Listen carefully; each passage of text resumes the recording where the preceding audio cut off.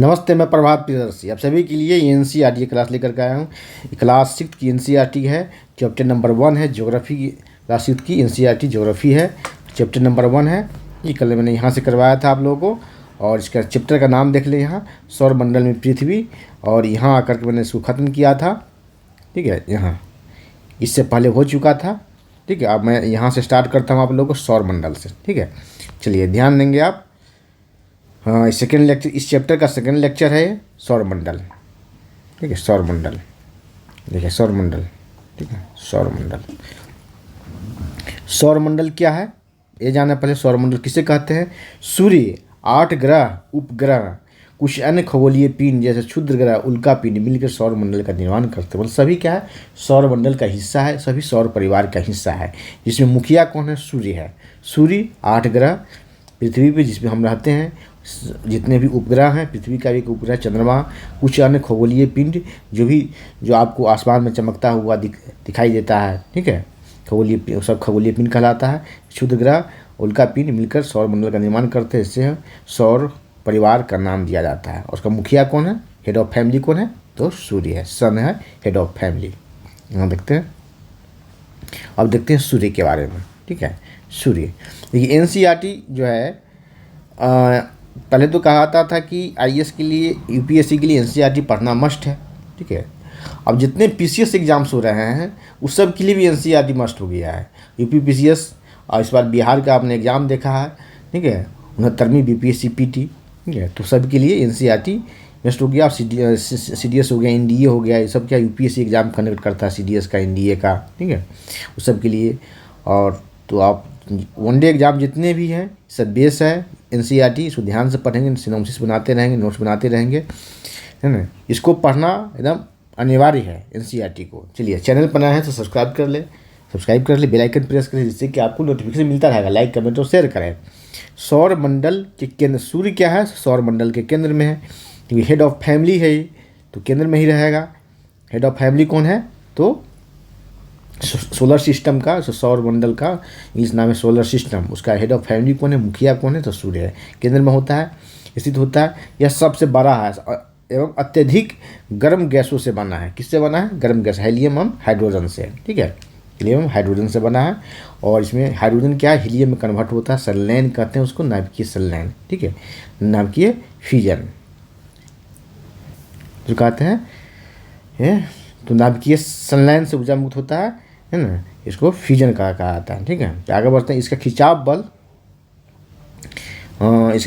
बल इससे सौरमंडल को बांधे रखता है। किसका खिंचाव बल? तो सूर्य का खिंचाव बल जो है, सूर्य का खिंचाव बल इससे सौरमंडल को बांधे रखता है। ठीक है, सूर्य सौरमंडल के प्रकाश में ऊष्मा का एकमात्र स्रोत है। सूर्य क्या है? प्रकाश एवं ऊष्मा का एकमात्र स्रोत है। और सूर्य क्या है? एक तारा है। कल भी बनाया बताया, सूर्य एक तारा है। ठीक है जी, जिसके पास अपनी ऊष्मा, जिस खगोलीय पिंड के पास अपनी ऊष्मा और प्रकाश होता है वो सूर्य तारा कहलाता है। तो सूर्य भी एक तारा है, और पृथ्वी के सबसे नज़दीक तारा सूर्य है, इसलिए बड़ा दिखता है। ठीक है, एकमात्र स्रोत क्या है? सूर्य है। लेकिन हम इसकी अत्यधिक तेज ऊष्मा को महसूस नहीं कर पाते हैं, क्योंकि बहुत अधिक दूरी पर है। कितनी दूरी पर है? तो 15 करोड़ किलोमीटर दूरी पर है। ये आपको डेटा, आपको वनडे एग्जाम में पीटी में पूछा जा सकता है, और कि कितने करोड़ किलोमीटर की दूरी पर है? तो 15 करोड़ किलोमीटर की दूरी पर है। ठीक है, अभी जो है चंद्र मिशन हुआ है, चंद्रमा के बारे में भी पूछ सकता है। चलिए आगे उसकी दूरी है, पृथ्वी से चंद्रमा की दूरी कितनी है, सिर्फ बने रहे, आगे आपको मिलेगा। तो 15 करोड़ किलोमीटर सूर्य और पृथ्वी के बीच की दूरी है। ठीक है, और आगे बढ़ते हैं, देखते हैं ग्रह क्या है। सौरमंडल कुल 8 ग्रह है, जिसमें एक पृथ्वी भी है। सूर्य से दूरी के अनुसार सबसे पहले बुध है, उसके बाद शुक्र है, पृथ्वी तीसरा है, मंगल है, बृहस्पति है, शनि है, यूरेनस और नेप्च्यून। सबसे अंतिम में कौन है? नेपच्यून है। ठीक है, my very efficient mother just served us nuts, इस तरह से याद कर सकते हैं। ठीक है, चलिए इसमें कुछ, हाँ यहाँ देखेंगे आप। चलिए यहाँ देखेंगे, सौरमंडल में कुल 8 ग्रह हैं। ठीक है, और दूरी के अनुसार पृथ्वी जो है तीसरा है, दूरी के अनुसार पृथ्वी तीसरा है। और सबसे नज़दीक कौन है? बुध है, उसके बाद शुक्र है। ठीक है, लेकिन सबसे अधिक गर्म जो है शुक्र होता है। सबसे अधिक गर्म कौन है? शुक्र है, सबसे अधिक गर्म इसको क्या कहा था, इवनिंग और मॉर्निंग स्टार कहा था। पृथ्वी की जुड़वा बहने भी कहा था। पृथ्वी की जुड़वा बहने करने का कारण क्या है, तो इसका जो है संरचना बनावट जो है इसका चट्टानों का, तो पृथ्वी से मिलता जुलता है, जिसके कारण इसे पृथ्वी की जुड़वा बहने कहा जाता है। लेकिन सबसे गर्म ग्रह है, जब सूर्य के सबसे नज़दीक है बुध है, सूर्य के सबसे नज़दीक बुध है। यहाँ देखेंगे फिगर में, मैप में सबसे नज़दीक जो है बुध है, तो सबसे अधिक गर्म बुध होना चाहिए ना, जबकि सबसे अधिक गर्म कौन है, शुक्र है, वीनस। ऐसा क्यों, कि इसके वायुमंडल में 95% तक क्या है, CO2 है।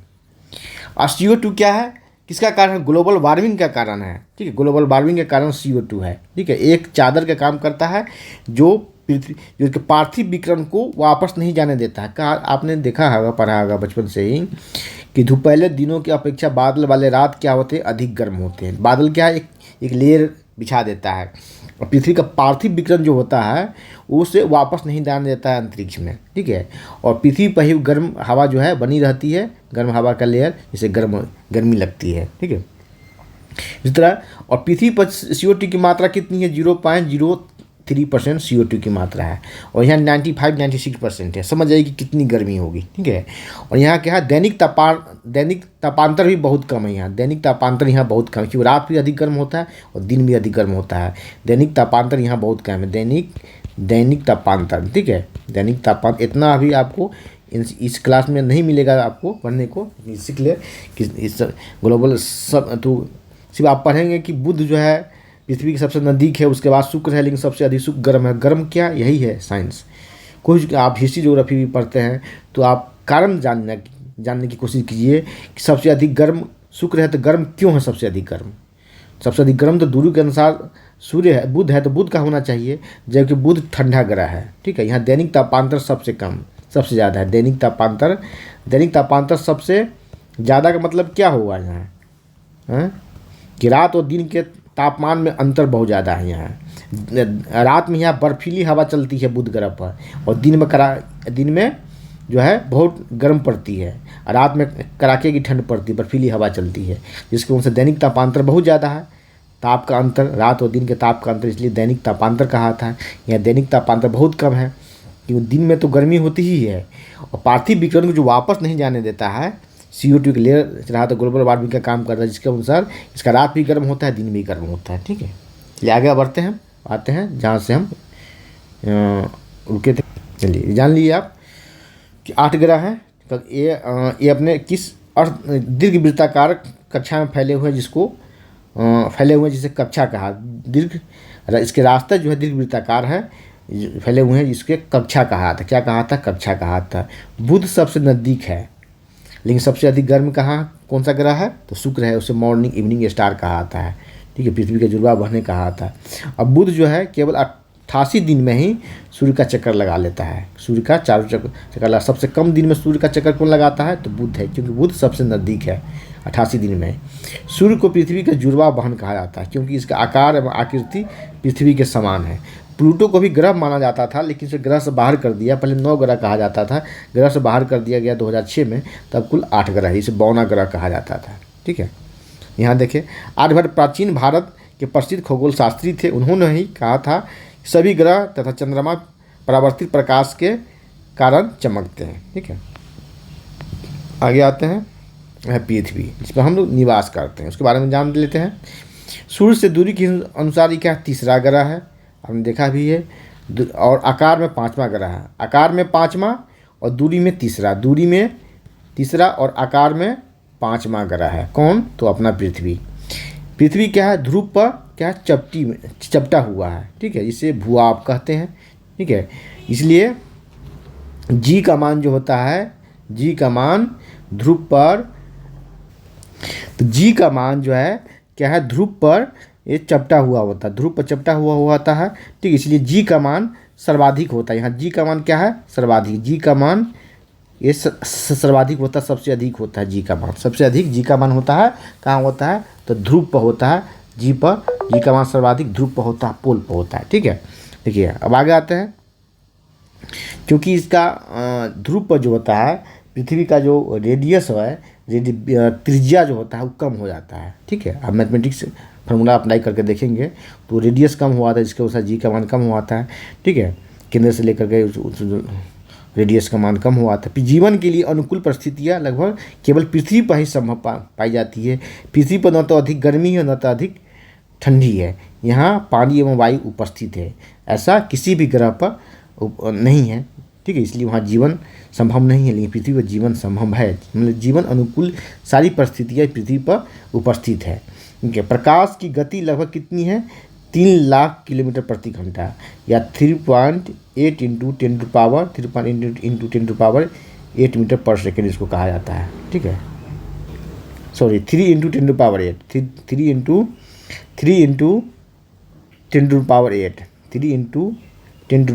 10 मीटर पर सेकेंड, ठीक है, उतना ही हुआ।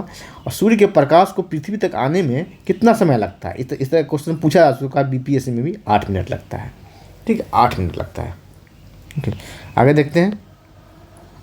यहाँ जीवन के लिए आवश्यक वायु में जीवन के लिए आवश्यक गैसें जैसे कि ऑक्सीजन मौजूद है। इन्हीं कारणों से पृथ्वी सौरमंडल का अद्भुत ग्रह है। क्या है? अद्भुत ग्रह है, ठीक है। अंतरिक्ष से देखने में पृथ्वी कैसा दिखता है? तो पृथ्वी नीला दिखता है। कैसा दिखता है? नीला। ऐसा क्यों? क्योंकि पृथ्वी के 2/3 हिस्सा जो है वो पानी से ढका हुआ है, इसलिए अंतरिक्ष से देखने पर पृथ्वी नीला दिखता है। इसलिए पृथ्वी को नीला ग्रह कहते हैं। कौन सा ग्रह? नीला ग्रह, ठीक है। देखिए नील आर्मस्ट्रांग के बारे में देखिए, इसके बारे में बीपीएससी कई बार क्वेश्चन पूछ चुका है। नील आर्मस्ट्रांग पहले व्यक्ति थे, यूपीपीएससी में भी क्वेश्चन आ चुका, आईएएस में भी आ चुका है 10 साल पहले। नील आर्मस्ट्रांग पहले ऐसे व्यक्ति थे जिन्होंने 20 जुलाई 1969 को चंद्रमा पर अपना कदम रखा, ठीक है। आगे बढ़ते हैं और देखते हैं चंद्रमा के बारे में। हमारी पृथ्वी के पास केवल एक उपग्रह है। उपग्रह कौन है? जिसका नाम है चंद्रमा, ठीक है, चंद्रमा, ठीक है। इसका व्यास पृथ्वी के व्यास का लगभग कितना? 1/4। देखिए पृथ्वी का सिर्फ एक ही उपग्रह है। सर्वाधिक उपग्रह किसके पास है? शनि के पास। कितना है शनि के पास? तो 145 हो गया है। बृहस्पति के पास कितना हो गया बढ़ करके? तो 95 हो गया है। तो इस तरह का डेटा, नए डेटा है, तो याद रख लीजिए। पृथ्वी के पास अभी भी एक ही है, ठीक है। इतना बड़ा प्रतीत होता है क्योंकि ये हमारे ग्रह से अन्य खगोलीय पिंडों की अपेक्षा नज़दीक है, ठीक है। क्या है?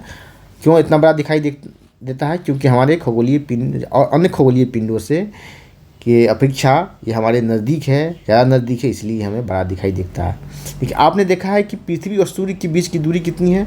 15 करोड़ किलोमीटर है। तो वहीं देखें पृथ्वी और चंद्रमा के बीच की दूरी कितनी है? 3,84,400 किलोमीटर, ठीक है, ये दूरी है। 3,84,400 किलोमीटर की दूरी है, ठीक है, जो सूर्य तथा चंद्रमा की दूरी की तुलना में कर सकते हैं। अब आप पृथ्वी से सूर्य तथा चंद्रमा की दूरी की तुलना कर सकते हैं, ठीक है। कितनी दूरी है हमसे?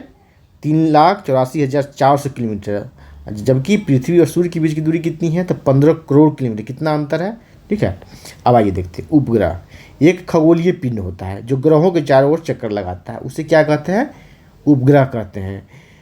जिस पर ग्रह के चारों ओर चक्कर लगाते हैं, जिस प्रकार ग्रह सूर्य के चारों ओर चक्कर लगाते हैं, उसी प्रकार यह ग्रह के चारों ओर चक्कर लगाता है, उसे उपग्रह कहते हैं, ठीक है।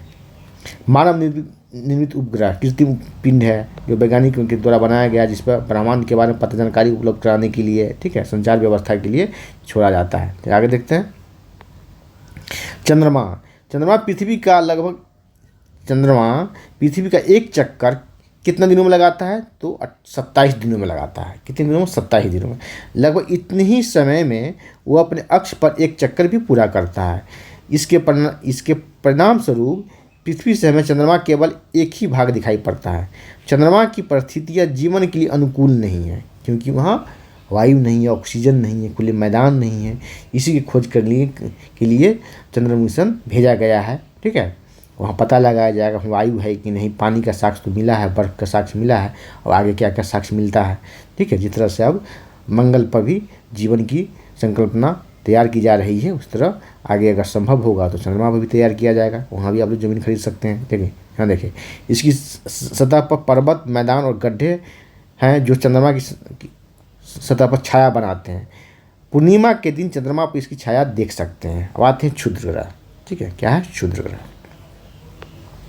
क्षुद्र ग्रह कहते किसे हैं? देखिए, बहुत कुछ होता है कि जीएस में, अब चाहे साइंस में भी, मैथमेटिक्स में भी पढ़ते हैं तो आपको सामाजिक ताना बाना पर, सामाजिक में जो घटना घटती है उस पर सेट कर सकते हैं। सब कुछ को रटा नहीं जा सकता है, रट्टा नहीं मार सकते साइलेंसर की तरह, ठीक है ना। तो कुछ कुछ सेट करना पड़ता है। क्वेश्चन आएगा क्षुद्र ग्रह क्या है? तो क्षुद्र ग्रह तारों, ग्रहों एवं उपग्रहों के अतिरिक्त असंख्य छोटे पिंड भी सूर्य के चारों ओर चक्कर लगाते हैं। ठीक है, तारों, ग्रहों एवं उपग्रहों के अतिरिक्त असंख्य छोटे पिंड भी सूर्य के चारों ओर चक्कर लगाते हैं। इन पिंडों को कहते हैं क्षुद्र ग्रह। क्या कहते हैं? क्षुद्र ग्रह। और किस किस, हाँ, मैंने आपसे क्यों कहा, मैं आपको बता रहा हूँ उसी। आप यहाँ देखें पहले, ये मंगल एवं बृहस्पति की कक्षाओं के बीच पाए जाते हैं, उसके चक्कर लगाते हैं। वैज्ञानिकों के अनुसार क्षुद्र ग्रह भी ग्रह के ही भाग है, ग्रह के भाग जो बहुत पहले विस्फोट होने के बाद ग्रह से टूटकर अलग हो गया। देखिए, अभी क्या है, क्षुद्र शब्द जो है बहुत चर्चा में है, सामाजिक ताना बाना है, बहुत चर्चा में क्षुद्र ग्रह। ठीक है, कुछ लोग क्षुद्र कहने पर अपमानित महसूस करते हैं, और कुछ ऐसे भी हैं जो अपने आप को क्षुद्र कहना पसंद करते हैं। ठीक है, लेकिन कभी सभी क्या है, सभी समाज के ही हिस्सा है, सभी समाज के ही भाग हैं। कोई टूट के समाज से बिछड़ गए, कोई जंगल में चले गए, कोई वन में चले गए हैं, जो सामाजिक विकास से थोड़ा सा दूर हो गए हैं। ठीक है, तो सभी ये सब कारण हैं। उसी तरह क्या है, सामाजिक विकास से दूर हो गए, शिक्षा से दूर हो गए तो पिछड़ गए, तो बस तो अपने आप को, पिछड़ा को भी अपने आप को क्षुद्र बोलना पसंद करते हैं, या बहुत क्षुद्र बोलना अपमानित महसूस करते हैं। यहाँ देखिए, उसी तरह क्या है, क्षुद्र ग्रह का है क्या है, ग्रह का ही एक भाग है। जिस तरह सामाजिक ताना बाना में क्षुद्र कहा जाता है किसी व्यक्ति को, किसी समाज को कहा जाता है, किसी व्यवस्था को कहा जाता है, तो भी इसी व्यवस्था का भाग है ना, इसी समाज का भाग है ना क्षुद्र। ठीक है, हमारी समाज का भाग है ना, हमारा ही भाग है ना। ठीक है, उसी तरह क्षुद्र ग्रह जो है क्या है, ग्रह का ही भाग है। देखिए, मंगल, क्षुद्र ग्रह ग्रह के ही भाग है। क्षुद्र ग्रह किसके भाग है? ग्रह के ही भाग है। क्षुद्र ग्रह अलग से कुछ नहीं है, ग्रह के ही भाग है, उसी से टूटकर अलग हो गया है। ठीक है, जबकि बहुत वर्ष पहले विस्फोट के बाद ग्रहों से टूट कर अलग हो गए। उसी तरह कुछ समूह जो है, कुछ व्यक्तियों का समूह जो है, ठीक है, वो, ठीक है, विकास की धारा से वंचित हो गया, हाँ, या समाज की मुख्य धारा से कट गया, जिसके कारण उसका विकास नहीं हो पाया। ठीक है, तो उस तरह के समूह जो है, व्यक्ति जो है, अपने आप को भी क्षुद्र कहने पर अपमानित महसूस करते हैं, या कुछ ऐसे भी हैं जो अपने आप को खुद क्षुद्र कहना पसंद करते हैं और कहते भी हैं। ठीक है, कुछ लाभ के लिए, कुछ राजनीतिक कारणों से। ठीक है, तो इतना समझ गए कंसेप्ट की क्षुद्र ग्रह ग्रह के ही भाग है, जो बहुत पहले ग्रह से टूट के अलग हो गए। जिस तरह इसी समाज से जो अलग हो गए, आश्रम, वन में चले गए, जंगल में चले गए, समाज की मुख्य धारा से कट गए, विकास से कट गए, शिक्षा से कट गए, ठीक है, तो वो कहलाए। ठीक है, लेकिन अब यहाँ देखें, ठीक है, तो लेकिन रहता कहाँ है क्षुद्र ग्रह, पाया कहाँ जाता है? तो ये मंगल एंड बृहस्पति के बीच, मंगल एंड बृहस्पति के बीच में ये पाया जाता है क्षुद्र ग्रह। किसके बीच? क्वेश्चन आप आईएएस के, आप 20 साल के क्वेश्चन देखेंगे तो सब सारा कुछ आपको मिलेगा। ठीक है, आगामी मतलब पिछले 2012 से आईएएस पीटी का क्वेश्चन, 2012 के बाद आईएएस पीटी का क्वेश्चन, यूपीएससी पीटी का क्वेश्चन में चेंजिंग आया है। लेकिन इससे पहले आप देखेंगे 2012 से पहले तो इस तरह का ही क्वेश्चन पूछा जाएगा। अब इस तरह के क्वेश्चन आप स्टेट पीसीएस में पूछे जाते हैं। ठीक है, पहले से कुछ आपको आईएएस में भी मिल जाएंगे अभी भी। ठीक है, क्वेश्चन कहाँ से बना के लाया जाएगा, कंसेप्ट यही है, क्वेश्चन यही है, धारणा यही है, डेटा यही है, तो कुछ घुमा फिरा के पूछा जाता है, लेकिन क्वेश्चन यहीं से बनते हैं। ठीक है, यहाँ देखेंगे तो किसके बीच में पाया जाता है क्षुद्र ग्रह? तो ये मंगल एंड बृहस्पति के बीच में पाया जाता है, मंगल एंड बृहस्पति के बीच में। इतना समझ गए क्षुद्र ग्रह क्या है, ग्रह का ही भाग है। जैसे क्षुद्र समूह कहा जाता है तो इसी समाज का भाग है। ठीक है, अब देखें उल्कापिंड। उल्कापिंड सूर्य के चारों ओर चक्कर लगाने वाले पत्थर के छोटे छोटे टुकड़ों को हम क्या बोलते हैं? उल्कापिंड बोलते हैं। ठीक है, क्षुद्र ग्रह भी सूर्य का चारों ओर चक्कर लगाता है, और उल्कापिंड भी सूर्य के चारों ओर चक्कर लगाता है। यहाँ देख अंतर क्या है, सूर्य के चारों ओर चक्कर लगाने वाले पत्थर के छोटे छोटे टुकड़ों को हम उल्कापिंड को बोलते हैं, और उसके तुलना में छोटा होता, सूर्य ग्रह की तुलना में भी छोटा होता है उल्कापिंड। ठीक है, नाम है पिंड, उल्कापिंड। पिंड क्या है? ठीक है, इसको भी कर देंगे तो पिंड कहलाएगा, ठीक है। कभी कभी ये उल्का पिंड पृथ्वी के इतने नज़दीक आ जाते हैं कि पृथ्वी पर गिरने की प्रवृत्ति होती है। वैज्ञानिक भी कभी कभी चेतावनी देते हैं कि उल्का पिंड पृथ्वी पर गिरने वाला है, लेकिन क्या है, घर्षण बल काम करता है, वायु में भी घर्षण बल काम करता है। घर्षण बल के कारण ये जल करके खत्म हो आता है, ये वायु के साथ घर्षण के कारण जल के गर्म होकर जल जाता है। चलिए, अब यहीं से आपसे क्वेश्चन पूछा जाएगा, जबकि इसके बारे में किस वायुमंडल के किस परत में जलता है, ये आपको क्वेश्चन मिलेगा आपको 7वें क्लास के ज्योग्राफी के बुक में मिलेगा, लेकिन यहीं मैं आपको बतला देता हूँ। तो ये जल करके किस वायुमंडल के किस परत में, आप सबसे पृथ्वी सबसे नज़दीक का वायुमंडल का परत क्षोभ मंडल है, उसको बताता है आपको ट्रोपोस्फीयर, उसके बाद स्ट्रेटोस्फीयर, समताप मंडल, उसका मेसोस्फीयर, मध्यम मंडल, ठीक है। तो मध्यम मंडल में जल करके भस्म हो जाता है। मध्यम मार्ग, इस तरह जाके मध्यम मार्ग में जल करके भस्म हो जाता है, पृथ्वी की धरातल पर नहीं गिर पाता। कभी कभी होता है कि अब क्या है, आपने कल 2-3 दिनों से जब आप न्यूज़पेपर के कांटेक्ट में पढ़ रहे हैं, ठीक है, समाचार पत्र देख रहे हैं, प्रिंट मीडिया में, इलेक्ट्रॉनिक मीडिया से जुड़े हुए हैं, सोशल मीडिया से जुड़े हुए हैं, तो आयरन डोम का बहुत बड़ा एक खबर आ रहा है, मोसाद का आयरन डोम का, ठीक है। कि आयरन डोम क्या है कि एंटी मिसाइल उसके पास होता था कि मिसाइल को वो अंतरिक्ष वायु में ही उसको ख़त्म कर देता था आयरन डोम। लेकिन आयरन डोम की भी इफिशियंसी कितनी है, तो 96% ही है। आयरन डोम के 100 मिसाइल दागा गया इजराइल पर, तो उस आयरन डोम से 96 को वो मार गिराएगा, 4-5 के आसपास ही वो गिर पाएगा।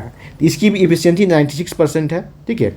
उसी तरह आप कहेंगे कि पृथ्वी, जब आपने कहा कि मध्य मंडल में जल करके भस्म हो जाता है, तो पृथ्वी पर कैसे गिरता है, तो हो सकता है कि इसकी इफिशियंसी कम हो जाए और कुछ 1-2 आके पृथ्वी पर गिर जाए, और गिर जाता है तो वहाँ गड्ढा बनता है तो वहाँ पर झील का निर्माण होता है। आगे देखें, तो किसी का इफिशियंसी 100%, किसी भी दुनिया में किसी भी मशीन का आप 9th-10th क्लास के फिजिक्स से ही पढ़ते आ रहे होंगे, मशीन की इफिशियंसी पढ़ना होता है, पढ़े होंगे, तो 100% इफिशियंसी किसी की नहीं है, ठीक है। 100% इफिशियंसी किसी की नहीं है। उसी तरह देखते हैं, चलिए, फलस्वरूप चमकदार प्रकाश उत्पन्न होता है। कभी कभी कोई उल्का पिंड पूरी तरह जले बिना पृथ्वी पर गिर जाता है और गड्ढे बन जाता है, गड्ढा बनने के बाद वहाँ पर झील भी बनता है, उसको लोनार झील कहते हैं, इस तरह का झील बनता है, आगे पढ़ाएंगे उसके बारे में।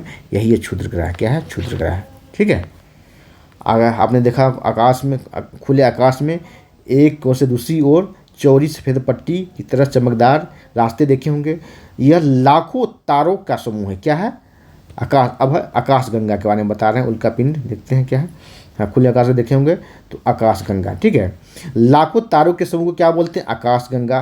और लाखों आकाश गंगा के समूह को क्या बोलते हैं, लाखों आकाश गंगा के समूह को ब्रह्मांड बोलते हैं, ठीक है।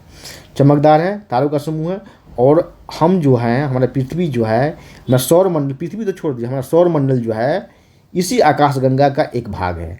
और ब्रह्मांड में लाखों आकाशगंगा है, एक आकाशगंगा में लाखों तारे हैं, और ब्रह्मांड में लाखों आकाशगंगाएं हैं। समझ जाइए कितने तारे होंगे, ठीक है। हमारा सौरमंडल इसी आकाशगंगा का एक भाग है, मिल्की वे का भाग है, ठीक है। अब इसका कल्पना आकाश में बहती नदी से की जाती थी। प्राचीन काल में इसके बहती नदी से की जाती थी, इसलिए इसके आकाश की गंगा का नाम दे दिया कि आकाश गंगा, आकाश में गंगा, ठीक है। आकाश गंगा करोड़ों तारों, बादलों एवं गैसों की एक प्रणाली है, जिसकी लाखों आकाशगंगाएं मिलकर ब्रह्मांड की मिलती है। मैंने बताया ना कि लाखों तारे मिलकर के आकाशगंगा बनते हैं, मिल्की वे, और लाखों आकाशगंगाएं मिलकर के ब्रह्मांड का निर्माण करते हैं। हम लोग ब्रह्मांड का हिस्सा है, ठीक है, क्योंकि हम मिल्की वे के हिस्सा है, तो ब्रह्मांड के भी हिस्सा हो गए। ब्रह्मांड की विशालता की कल्पना करना कठिन है, वैज्ञानिक अभी भी इसके बारे में सही जानकारी एकत्र करने में जुटे हैं, अधिक से अधिक जानकारी एकत्र करने में जुटे हैं। इसके आकार के संबंध में कोई जानकारी नहीं है, फिर भी ब्रह्मांड का हम हिस्सा है। हाँ, तो ब्रह्मांड, इसके बारे में अभी कई शोध आया है, ठीक है। जब आप न्यूज़पेपर से जुड़े रहेंगे कुछ आपको देखने को बहुत तरह की जानकारी मिलेगा। बुक के अलावा भी कहा गया है कि ब्रह्मांड अभी भी विस्तार कर रहा है, अभी भी उसमें विकास, अभी भी फैल ही रहा है ब्रह्मांड, ठीक है। यहाँ आप हैं, ठीक है, आप पृथ्वी है, पृथ्वी सौरमंडल का भाग है, आकाशगंगा, जिसे आप रीजनिंग पढ़े होंगे, ठीक है। तो मतलब पूरा क्या है, पूरा ब्रह्मांड है, रीजनिंग पढ़े होंगे, रीजनिंग पढ़ना भी है। यूपीएससी में भी अभी सीसेट खत्म नहीं हुआ, वहाँ भी मैथ रीजनिंग पढ़ना है, ठीक है, वहाँ भी मैथ रीजनिंग पढ़ना है। तो आप ब्रह्मांड के भाग है, ये पूरा ब्रह्मांड है, पूरा क्या है ब्रह्मांड है, और उसके अंदर आकाश गंगा, उसके अंदर सौरमंडल, उसके अंदर पृथ्वी, उसके अंदर आप है, तो आप क्या है ब्रह्मांड के हिस्सा हो गए।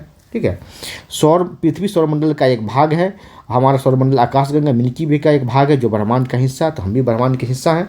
ठीक है, अब आते हैं क्वेश्चन पे। क्वेश्चन क्या है, देखिए यह ग्रह, इसमें क्या करना है, इसमें उत्तर लिखना है, आपको आंसर उत्तर लिखना है। चला आगे बढ़ते हैं हम, संक्षिप्त में उत्तर लिखना है। देखिए इसमें देखिए आप, किस ग्रह को पृथ्वी की जुड़वा बहन के नाम से जाना जाता है, तो आपने इसको टिक करेंगे शुक्र ग्रह को। क्यों, आकार और आकृति के रूप में पृथ्वी से मिलता है। सूर्य के तीसरे सबसे नजदीक ग्रह कौन है, तो हमारी पृथ्वी है। तीसरी ग्रह कौन है, हमारी पृथ्वी है। ठीक है, पृथ्वी है। आगे बढ़, सूर्य, सभी ग्रह सूर्य के चारों ओर किस आकार के पथ पर चलते हैं, तो दीर्घ वृत्ताकार आकार पर। ध्रुव तारे से किस दिशा में ज्ञान होता है, तब कल ही बताया था उत्तर दिशा में, एक ही दिशा में होता है। पहले लोग रात्रि में यात्रा करते थे, उसी से दिशा के ज्ञान करते थे। क्षुद्र ग्रह किन कक्षाओं के बीच में पाए जाते हैं, अभी मैंने तुरंत बतलाया है, मंगल और बृहस्पति के बीच में बनाया जाता है। और शुद्ध ग्रह के बारे में मैंने बहुत बतलाया, इसे कभी नहीं आप भूलेंगे। एक ग्रह का ही क्या है, ग्रह का ही भाग होता है, ग्रह का ही भाग होता है, ग्रह का ही भाग होता है। ठीक है, जैसे टूट का अलग हो चुका होता है। अब आते हैं खाली भरना है। ठीक है, एक डॉट डॉट डॉट खंड से एक समूह जो विभिन्न प्रतिरूपों का निर्माण करता उसे कहते हैं, उसे क्या कहते हैं, तारों का समूह। किसे, तारों का समूह, तारों का समूह, उसे कहते हैं हम आकाश गंगा। क्या कहते हैं, नक्षत्र मंडल बोलते हैं, नक्षत्र मंडल बोलते हैं। ठीक है, तारों की एक बहुत बड़ी प्रणाली को क्या कहते हैं, तो यहाँ कहते हैं आकाश गंगा कहते हैं, आकाश गंगा बोलते हैं। ठीक है, पृथ्वी के सबसे नज़दीक कौन है, तो पृथ्वी के सबसे नज़दीक शुक्र है। कौन है, शुक्र है, पृथ्वी सबसे नज़दीक शुक्र है।